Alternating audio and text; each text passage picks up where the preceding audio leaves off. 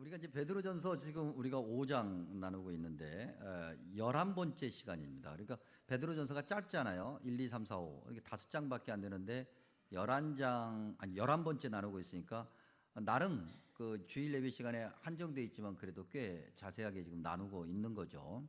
근데 5장 1절에서 14절은 조금 더 자세히 나눌 필요가 있겠다. 그래서 한 지금 예정으로는 11월 달 정도에 해서 요 본문을 두 번에 걸쳐서 나누어서 이제 말씀을 한번 더 나눠 보고자 합니다. 어쨌든 오늘은 이제 1절에서 14절을 통해서 베드로전서를 좀 마무리하고자 하는데, 베드로전서가 이게 이제 끝나가면서 이제 마지막으로 교인들 전체에게 이제 주님의 권면을, 주님의 어떤 지금 말씀의 명령을 전하고 있는 내용이 이 안에 담겨져 있습니다.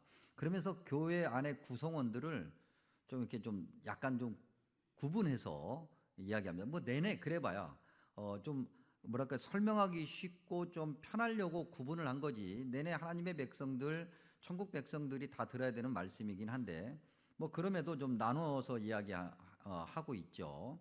1절에서 4절은 주로 장로라고 표현되어 있는 교회 안의 영적 지도자들, 오늘로 따지면 목사님들, 장로님들, 권사님들, 안수집사님들, 주로 항존 직분자들이 여기에 좀 해당이 되겠죠. 그 다음에 이제 5절과 6절은 젊은 자들이면 오늘 교회 안에서 이렇게 보면 그 다음 세대라고 할 수 있을까요? 굳이 뭐 나이로 따져보면 한 3, 40대 이하 뭐 이렇게 이야기해 볼 수 있지 않을까 싶습니다. 그리고 이제 7절 이하에서 모든 교우들에게 이제 말씀을 전하고 있는 건데, 거듭 말씀드리지만 그래야 내내 다 예수님을 믿는 사람들이 다 들어야 될 하나님 말씀이지만 오늘 좀 어떻게 보면 좀 좁은 의미에서 그 말씀을 전하는, 그런 좁은 의미의 그런 대상자들에게 전하는 말씀을 통해서 오늘 우리가 어떤 믿음을 가져야 될까 좀 확인해 보고자 합니다. 자, 먼저 5절과 6절에 있는 주로 젊은 자들에게 하는 권면부터 듣죠. 다음 세대라고 이야기할 수 있을 텐데 이들에게 이런 믿음을 가지라라고 말씀하시면서 5절에 보니까 장로들에게 순종하고, 장로는 아까 말씀드린 것처럼 영적인 지도자들이죠. 교회 안에 있는 영적 지도자들에게 순종하고 다 서로 겸손으로 허리를 동이라. 특별히 이 겸손으로 허리를 동이라라고 하는 이 표현을 좀 보면 겸손, 그 다음에 허리를 동이는 거, 이게 같은 의미의 다른 표현일 뿐입니다. 여러분이 혹시 영어 성경을 가지고 계신 분은 이 허리를 동이라고 하는 이 부분을 보면 뭐라고 주로 번역이 되어 있냐면 옷을 입어라 이렇게 번역이 되어 있거든요. 이게 어떤 의미냐면 이 베드로 서신 당시에 사람들의 옷은 그냥 이렇게 둘둘둘 많은 거였습니다. 여러분들이 간혹 가다가 뭐 요 시대를 배경으로 하는 영화나 이런 걸 보면은 조금 부유한 사람들, 좀 권력 계층들은 돌돌 말아서 이 손에다가 이렇게 또 남은 부분은 이렇게 걸쳐서 이렇게 들고 다니는 것을 보신 적이 있을 겁니다. 그런 식의 옷이거든요. 그러니까 낮에는 돌돌 말아서 옷을 입고 다니고 해 떨어지면 펴서 이불로 덮고 다니는 아주 다용도죠. 그래서 하나 가지고 이것저것 할 수 있는 그런 옷이었습니다. 근데 이게 돌돌 말다 보니까 허리띠를 안 하면 곤란한 상황이 생겨요. 그래서 허리띠를 항상 매는 그런 옷에서 이제 이 표현이 나온 거죠. 근데 아무나 허리띠를 동이라고 얘기하지는 않습니다. 허리띠를 동이는, 즉 허리띠를 단단하게 묶는 사람들은 하층 계층이에요. 노비들, 노예들. 그 노예들처럼 허리를 동이라는 거죠. 그 노예들은 왜 허리를 동이겠습니까? 일하려고 그러는 거죠. 일하려고. 그렇죠.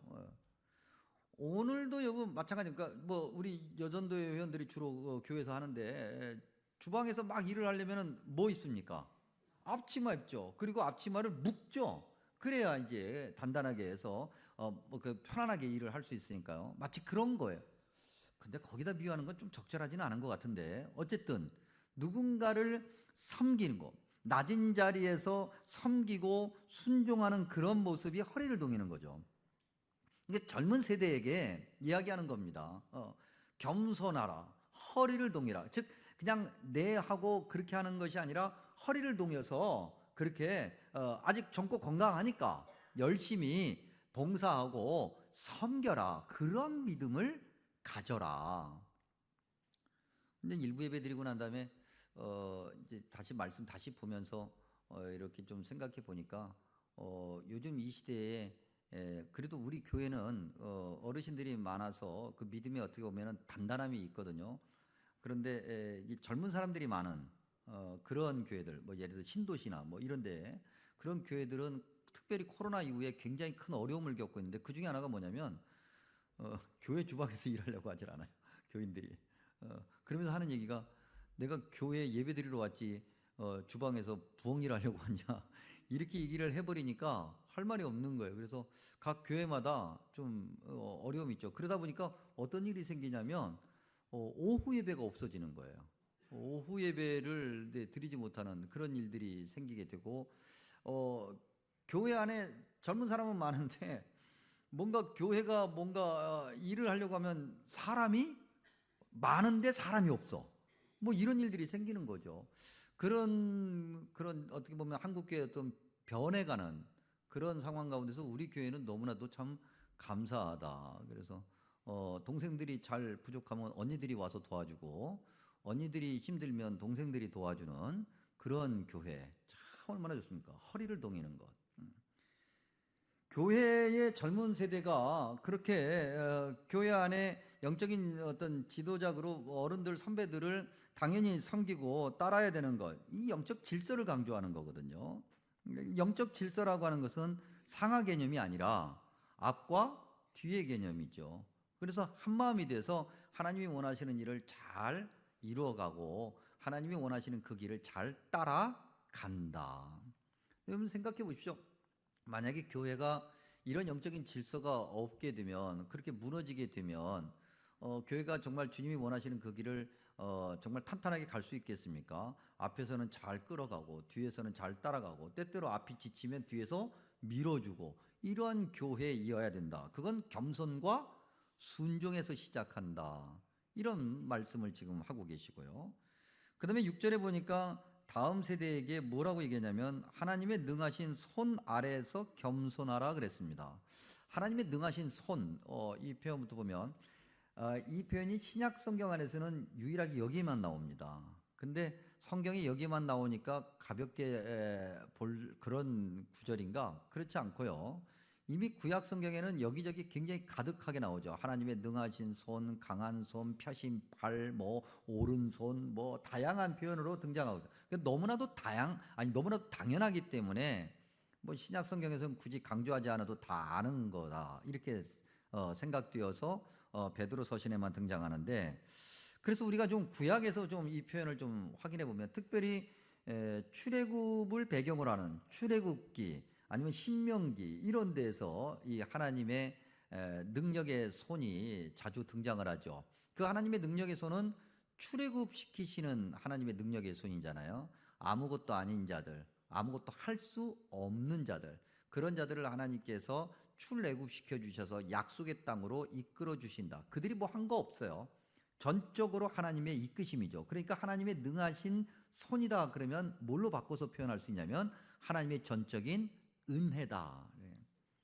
그래서 다음 세대는 하나님의 그 은혜 안에 있어야 된다. 그 은혜 안에를 오늘 성경에서는 아래 그렇게 얘기하는 거예요. 아래. 하나님 은혜 안에 있어요. 그리고 철저하게 하나님만을 의지하는 거죠.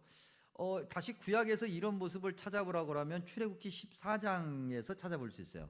출애굽기 14장 13절과 14절에 보면은 이스라엘 백성들이 출애굽하고 난 다음에 홍해를 건너기 직전에 뒤쫓아오는 애굽의 말발굽소리에 두려워 떠는 그런 내용이 있습니다. 그때 하나님께서 이렇게 말씀하십니다. 두려워하지 말고 가만히 서서 여호와의 구원하시는 능력을 봐라. 이것이 그 은혜 안에 머무는 거예요. 두렵고 떨리는 것이 있어. 그래도 하나님께서 지금까지 나를 이렇게 이끌어 주신 그 은혜를 기억하면서 그 은혜 안에 머무는 그러한 믿음을 다음 세대가 가져야 한다라고 말하고 있는 거죠. 베드로 교회에서 이 말씀을 하고 있잖아요. 그러니까 베드로 교회에는 사실 박해라고 하는 것이 죽음이라고 그러지 않았습니까? 그 믿음의 부모들이 죽는 걸 보면서도 하나님의 백성들 그 다음 세대 자녀 세대가 그 믿음의 자리를 떠나지 말라. 그들을 오히려 따르라 이렇게 얘기하는 거죠. 그리고 난 다음에 이제 어떻게 보면 그 다음 세대가 올바른 믿음을 가져야 되는 그 시작점, 그 시작점을 이제 장로들이라고 하는 표현에서 말하고 있는데 그 1절에서 4절, 특별히 2절과 3절에서 확인이 되는 겁니다. 그러니까 장로들이 즉 영적인 지도자들이 올바른 모습을 먼저 보여줘야 된다고 하는 건데 그들이 어떤 모습을 가져야 되는가, 어떤 믿음을 가져야 되는가. 2절에 보니까 무리를 치라 그랬어요. 무리를 치라. 예, 무리를 치라라고 하는 것을 오늘 그리스도인들에게 익숙한 단어로 바꿔 얘기하면 목양 이렇게 얘기하는 거예요. 목양. 예. 양을 돌보는 목자라는 거죠. 우리나라는 뭐 유목 문화는 아니죠. 농경 문화이기 때문에 이 유목 생활에서 그 목자들이 어떤 삶을 가지고 있는가를 잘 모르는데 유목민들, 그러니까 유목 문화가 강한 그런 문화 안에서 목자 그러면 저절로 생각나는 게 뭐냐면 맹수에 맞서서 목숨을 걸고 양떼를 지키는 것 이거예요. 그 양떼를 돌보는 목자가 그 양떼 중에 하나를 공격하려고 하는 맹수, 굶주린 맹수를 만나게 되면 내가 일단 살아야 되니까 양 한 마리를 내놓자 이게 아니고 그 양 한 마리라도 지키기 위해서 맹수 앞에 맨몸으로 맞선단 말이죠. 이것이 목자의 모습이고 이것이 무리를 치는 모습이에요. 목양은 그런 거라는 거죠. 즉 내가 죽어도 양떼를 살리는. 그러니까 믿음의 선배들, 영적인 지도자들은 이런 마음으로 믿음 생활해야 된다. 1부 예배 때 얘기하고 2부 예배 때는 제가 유튜브로 이게 이렇게 딱 나가서 고정이 돼 버리기 때문에 할까 말까 하다가 은혜 드리는 얘기니까 그래도 해야 되겠다 싶어서 말씀드리면 담덕교회 권영희 목사님 제가 몇 번 말씀드렸는데 우리 교회 재직 헌신 예배 때 오셔서 말씀 전하셨어요. 목사님을 이제 지난번 노예 때 잠깐 뵈서 제가 그랬어요. 지금 어디로 가십니까? 교회로 가신다고 그래서 그러시냐고 그러면 내가 교회로 갈 테니까 오랜만에 우리 저녁이라도 좀 같이 합시다. 그 권영희 목사님이 여러분이 알고 계신 것처럼 폐암 환자시잖아요. 정말 그 힘든 항암을 견디고 이제 조금 일어서신가 했는데 재발이 되셨죠. 그냥 그 암이 그냥 한 군데 재발된 게 아니라 다발성. 그러니까 온몸에 이렇게 몇 군데에 암이 이렇게 퍼져서 항암을 지금 다시 하고 계세요. 너무나도 힘든 시간을 보내고 계시는 거죠. 근데 너무 마음이 아픈 건 그렇게 힘든 시간, 암이 재발돼서 힘든 시간을 보내는 중에 아들을 잃으셨어요. 그래서 아드님이 사고로 돌아가셨어요. 불과 뭐 한 달 정도밖에 안 되는 건데. 그러니까 사실은 몸과 마음이 전혀 추스러지지 않은, 회복되지 않은 그런 시기예요. 목사님이 정말 뭐 말씀하는 힘도 다 빠지고 뭐라고 위로를 할 수가 없어요. 그래서 아침 기회가 돼서 밥이나 먹읍시다 그랬더니 목사님이 그러시는 거예요. 안 된대 오늘은요. 왜 그러냐 그랬더니 신방을 가야 된대. 신방을 어디를 왜요? 그랬더니 교인 중에 아픈 분이 있어. 그래서 그 아픈 분을 신방을 가는 거예요. 내가 부끄럽더라고. 당신 몸과 마음이 아직 추스러지지 않았어요. 당신 몸과 마음이 사실은 만신창이야. 근데 교인 중에 아픈 분 신방을 가신다는 거예요. 가서 축복하고 기도하고 위로하셔야 돼. 이게 목양이죠. 이게 목양. 어쩌면 그분이 목양하고 있는 거예요. 그런 모습.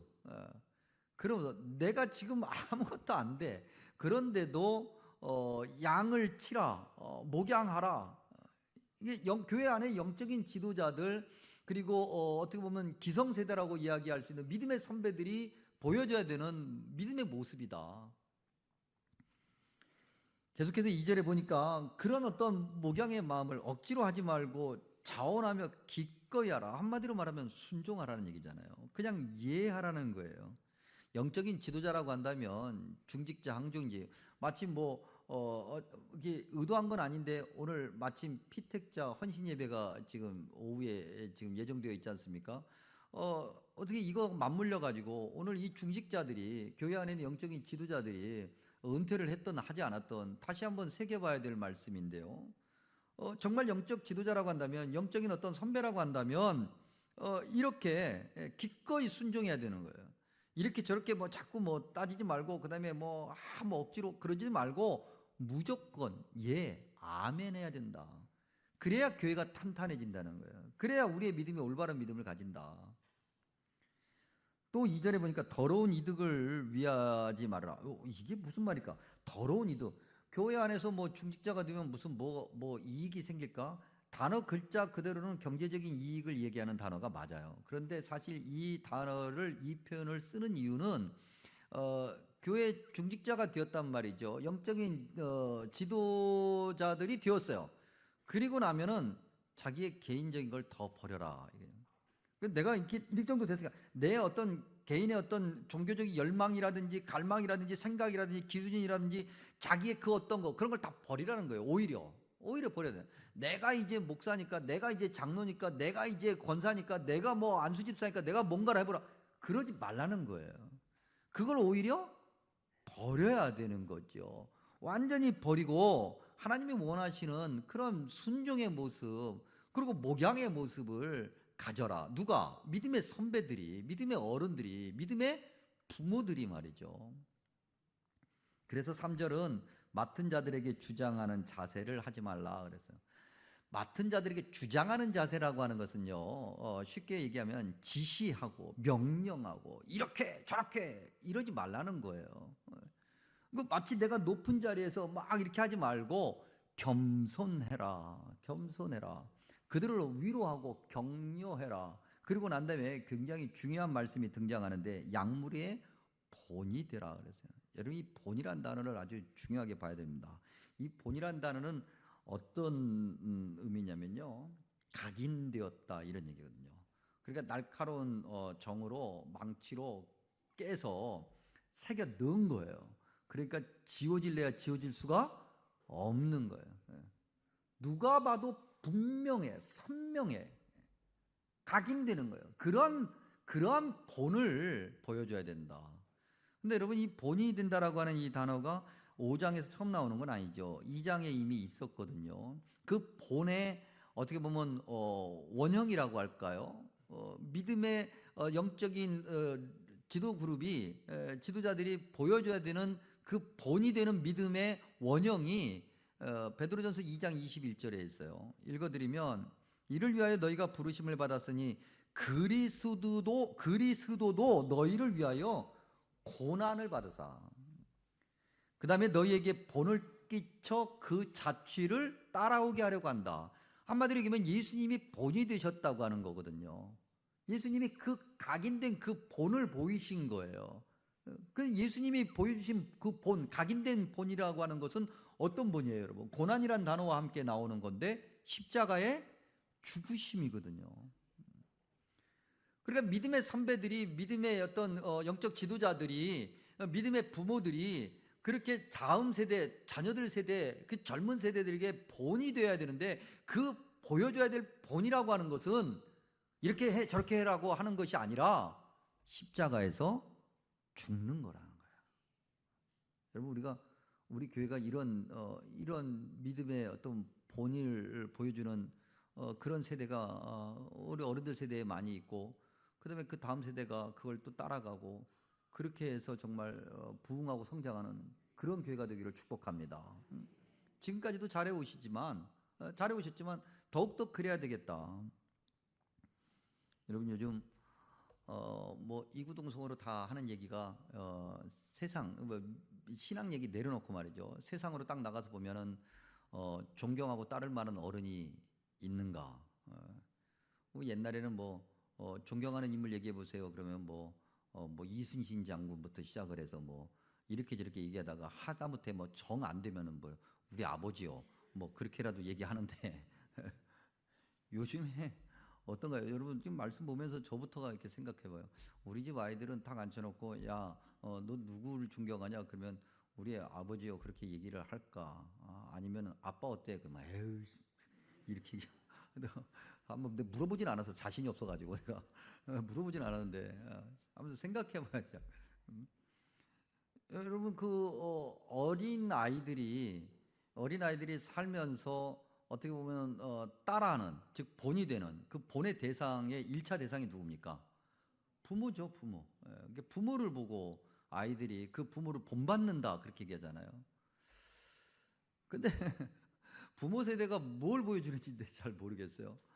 그러니까 그 아이들이 이 본을 얻지를 못해서 자기들 마음대로 이렇게 자라다 보니 이 시대가 이렇게 된 건 아닐까? 그 어른이, 한마디로 얘기하면 어른이 어른답지 못하다는 거죠.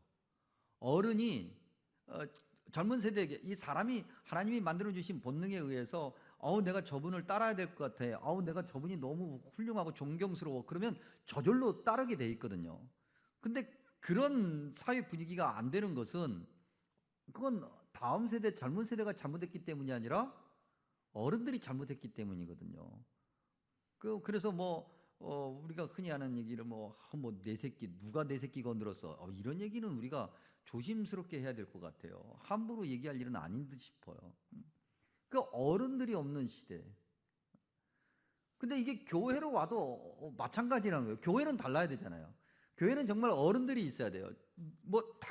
그 교회 안에 있는 젊은 세대가 닮아야 될 그 본을 얘기해 봐라. 그러면 교회 안에 이분도 있고 이렇게 얘기를 해야 되거든요. 근데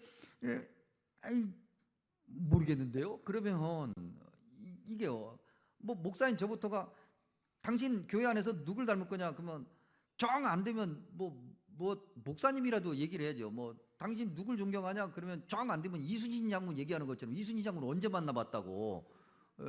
근데 그냥 이순신 장군 얘기하는 것처럼 그렇게라도 얘기해야 되는데 과연 그런가? 교회 안에 영적인 어른이 사라져가고 있고, 교회 안에 영적인 본이 사라져가고 있고, 교회 안에 영적인 모델이 사라져가고 있는 이 시대에 오늘 우리는 어떤 믿음을 가지고 있는지 한번 심각하게 점검을 해봐야 되지 않을까. 결국 교회는 그런 따를 만한 영적인 어른이 있어야 되고, 그 어른의 그 뒤를 따라가는 그런 다음 세대가 있어야 된다. 여러분 계속 확인하겠습니다만, 베드로 교회 당시에 예수님을 믿는다고 하는 것 때문에 형장으로 끌려갔단 말이죠. 그렇지 않습니까?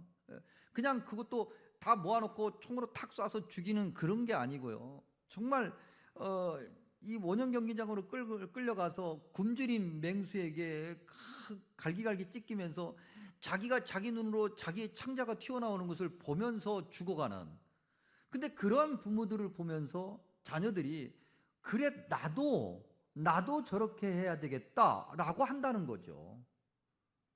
여러분 참 오늘 우리의 이 믿음의 자리에서 우리가 과연 우리의 자녀들에게, 우리의 다음 세대에게 무엇을 보여주고 있는가? 다음 세대가 교회를 안 나와서 걱정이다 이런 말 하기 전에 우리 이 기성세대가, 부모의 세대가 어떤 믿음의 모습을 보여주고 있는지를 심각하게 좀 점검해 봐야 되겠다. 그리고 이제 7절 이하에서 모든 성도에게 이제 권면을 하죠. 먼저 이런 믿음을 가져라 라고 하는 그 7절에 염려를 다 주께 맡기라. 왜? 주님이 돌보시니까. 근데 이 맡긴다고 하는 단어에 우리가 좀 집중을 해야 되겠습니다. 여러분, 맡긴다라고 하는 이 단어는 어떤 의미냐면, 여러분 그 회사에서도 그러죠. 요즘에는 대부분 다 전자결제하고 다 그렇게 합니다만, 불과 얼마 전까지만 해도 이제 뭔가 결제를 맡을 일이 있으면은 결제 서류를 들고 가서 결제자 책상 위에다가 올려 놓죠. 그러고 난 다음에 결제 서류를 이렇게 계속 붙잡고 있어요? 아니면 놓고 손 뗍니까? 놓고 손 떼잖아요. 안 해보셨어요? 이렇게 들고 가서 올려놓는단 말이죠. 그러니까 주께 맡긴다라고 할 때 그 맡긴다라고 하는 그 에프리립토라고 하는 그 단어는요, 그런 거예요. 내가 가지고 있는 것을 가지고 가서 누구에게? 하나님께 가지고 가서 하나님 손 위에다가 올려놓고 손 떼는 거예요. 이게 맡기는 거예요. 근데 우리가 그렇잖아요. 하나님께 이걸 들고 가는 것만 해도 다행이긴 한데, 가서 말이죠. 하나님, 내가 이런 문제가 있는데 요거 내가 올려놓습니다. 요거 해결해야 됩니다. 에? 해결하시라고. 해결해. 예. 그리고 자기는 이거 붙잡고 다 쳐다봐요. 여기저기를 다 보고 뭐 할 거 하고 놓고 손 떼고 주님을 이렇게 바라봐야 되는데 이걸 붙잡고 있어요. 이건 맡기는 게 아니야. 이건 맡기는 게 아니죠. 계속 내가 뭔가를 하겠다는 거죠. 주님께 맡겨라. 근데 이게 어려워요. 우리가 그렇게 잘 안 해. 예. 그나마 이걸 들고 주님께 가는 것만 해도 다행이라 그랬어요. 근데 왜 이렇게 이게 안 될까? 왜 이걸 탁 올려놓고 탁 놓고 주님만을 바라보는 이게 왜 이렇게 안 될까? 8절에 보니까요. 근신하라 깨어라. 근데 이게 안 되니까 그런 거예요. 근신하지 않고 깨어있지 않으니까. 근데 이것도 한번 또 살펴봐야 돼. 근신한다라고 하는 것은 뭘 말하는 걸까? 근신하다라고 하는 이 네포라는 단어를 사전에서 찾으면 어떤 말로 설명을 해놨냐면요. 술에서 떨어져라. 술 있죠. 마시는 술. 마시는 술에서 떨어져라. 이런 의미가 있어요. 그 맨정신이어야 돼. 맨정신. 맨정신이어야 된다는 거죠. 여러분 그 다음에 등장하는 표현이 너희 대적 마귀가 우는 사자같이 두루 다니며 삼킬 자를 찾는다 그랬어요. 여러분 한번 상상해 보죠. 캄캄한 밤에 맹수가 득실되는 밀림을 걸어요. 그러면 정신을 바짝 차리겠습니까? 아니면 술 마시고 해롱해롱 하겠습니까? 정신 바짝 차리죠. 그 캄캄한 밤에 밀림을 이렇게 걸어가면서 이야 주변에 하이에나도 있고 사자도 있고 호랑이도 득실득실한데 이야 좋다야 술 한잔 하자. 그러고서는 술 먹고서는 비틀거리면서 가는 사람이 있을까요? 아무도 없어. 누가 마시라고 그래도 너 지금 미쳤니 지금 이 정신을 바짝 차려도 지금 물려 죽을 판국에 다 그럴 거란 말이죠. 이것이 근신한다라고 하는 거예요, 여러분. 깨어라라고 하는 것도 사실 같은 의미죠. 정신 차리고 초집중한다는 거거든요. 맨정신의 말이죠. 여러분 뭐 제가 종종 이제 뭐 거의 매일 제가 좀 늦게 퇴근하는 편이긴 하지만 금요일 저녁이 되면 제가 더 늦게 퇴근을 하거든요. 요즘엔 또 날씨도 좀 좋아져서 그런지 금요일 이렇게 저녁에 한 뭐 12시나 이렇게 해서 퇴근을 이제 하면은 참 아주 그 뭐랄까요 욕심이 많은 분을 간혹 만나요. 그 인도를 자기가 다 쓰겠다는 거지. 그러니까 비키라 이거예요. 이리 갔다가 그러면서 걸어와요. 그러면 제가 이분이 이쪽으로 가면 이쪽으로 피했다가 저쪽으로 오면 이쪽으로 피했다가 그 결국은 피할 곳이 없어가지고 내가 차도로 나가야 되고 저분에게 인도를 양보해야 되나 그런 생각이 들 정도로. 근데 이게 또 남자분이면 괜찮은데 여자분이 그렇게 오면 와 이거 대책이 없어요. 여자분이 또 막 이렇게 오면 아유 심각해져요.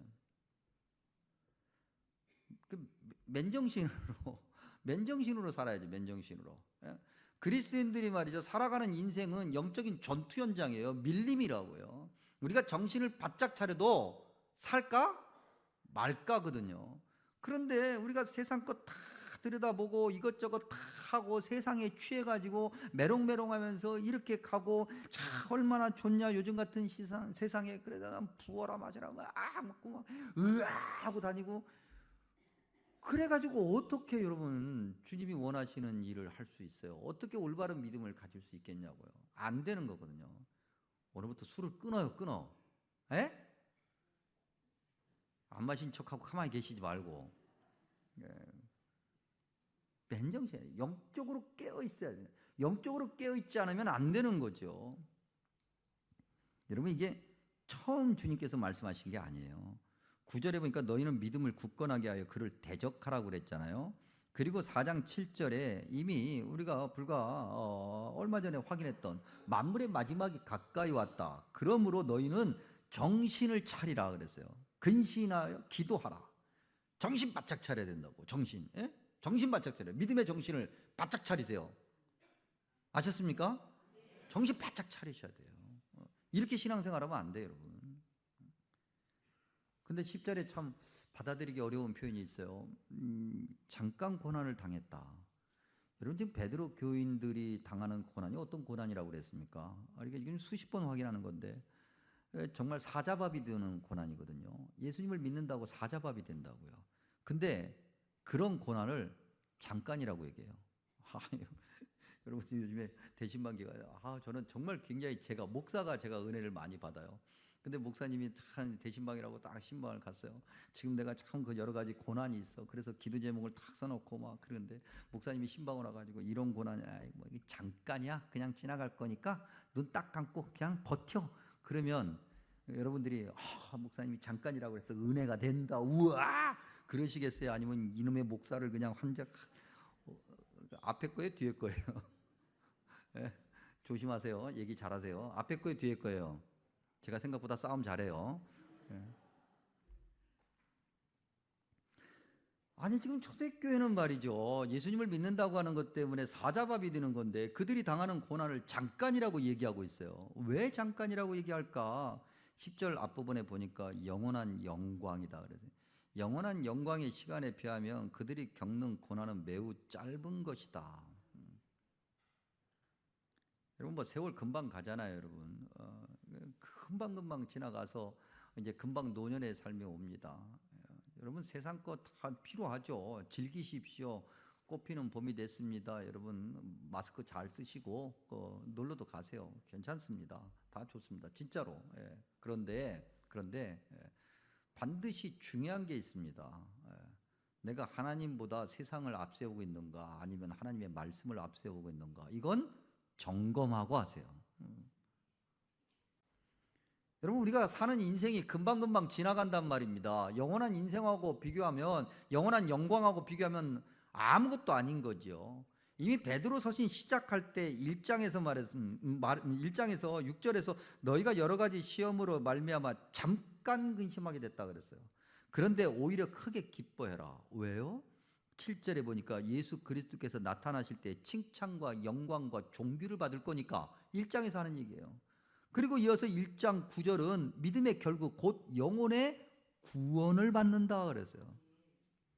그게 지금 이 잠깐 너무나도 고통스럽죠. 힘들죠. 근데 이 잠깐을 견디지 못하고 그저 그냥 놓아버리고 세상으로 가버리면 주님께서 우리에게 약속해 주신 그 영원한 생명을 잃어버린다는 거예요. 여러분 계산으로만 따져도 너무 손해잖아요. 그래 지금 이거 근데 여러분 뭐 우리 수십 번 수만 번 확인해 고난이 없다니까요. 우리한테는 무슨 고난이 있어요. 예수님을 믿는다고 해봐야 뭐 좀 귀찮은 정도 손해 보는 정도 힘든 거 조금 그냥 빨리빨리 오늘따라 이렇게 설교가 긴 거야 빨리 끝나고 가야 되는데 막 뭐 이 정도 귀찮은 거 그렇죠? 이 정도 귀찮은 거, 뭐 그냥 예배만 드리고 가면 되지. 뭐 또 성가대 하라고 그러고 교사 하라고 그러고 뭐 또 여전도에는 또 주방봉사 하라고 또 그리고 뭐 여전도 회비도 낸대 또 회비도 내야 되고 막 귀찮아. 이런 정도 이게 다예요, 여러분. 우리가 하는 것은. 근데 이것조차도 내 것부터 다 챙겨놓고 내 편리한가부터 다 챙겨놓고 그 다음에 믿음 생활한다라고 여러분 그리고 천국 가겠다고요? 우리는 좀 그 고약한 심포를 좀 어떻게 좀 해봐야죠. 그래 여러분 이게 지금 말씀에 기록되어 있는 하나님의 준엄하신 명령입니다. 그러니 우리가 좀 예수님을 믿는 그 순간 우리가 아무것도 안 했는데 네가 천국 백성이 됐어, 너 천국 갈 수 있어라고 하는 자격을 받았단 말이죠. 그러니 그 자격을 붙들어야죠, 지켜야죠. 좀 이 마귀가 우는 사자처럼 배고픔에 굶주림에 우는 사자처럼 먹을 것을 집어삼킬 것을 찾아다닌다 그랬어요. 그리고 우리가 이걸 지키고 있으면 이걸 뺏어가려고 한단 말이죠.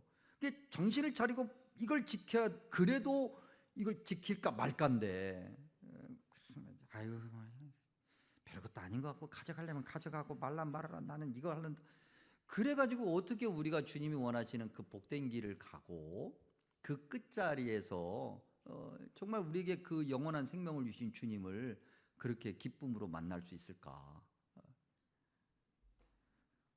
그래도 안 돼. 우리가 힘들어. 왜 이렇게 안 될까? 왜 이렇게 안 될까? 다시 7절과 8절로 가면 우리가 그 답을 다시 확인해야 되는데 주님께 맡기지 않으니까 그래요. 너희 염려를 주님께 다 맡기라 그랬는데 맡기지 않으니까. 그리고 근신하고 깨어있지 못하니까. 그럼 우리는 또 질문해 볼 수 있어요. 어떻게 하면 근신하고 깨어있을 수 있느냐? 답은 하나예요, 여러분. 성경 보는 거예요. 기도하는 거예요. 예배 자리에 있는 거예요. 안 하면 안 돼, 여러분. 그러면 또 그렇게 얘기해요. 목사님, 전 집에서 성경 봐요. 안 보는 것보단 나은데, 안 보는 것보단 백배 천배 나은데 집에서 보지 말고 교회 와서 예배당에서 집에서 본 하나님의 말씀을 예배당에서 교인들과 함께 나누고 그렇게 서로 위해서 기도하고 서로 권면하고 서로 축복하고 그래야 믿음이 더 단단해지고 그래야 깨어 있을 수 있고 그래야 맨정신으로 주님이 원하시는 그 길을 가면서 주님께 모든 걸 올려놓고 맡기는 거예요. 그래야 천국 가는 거죠.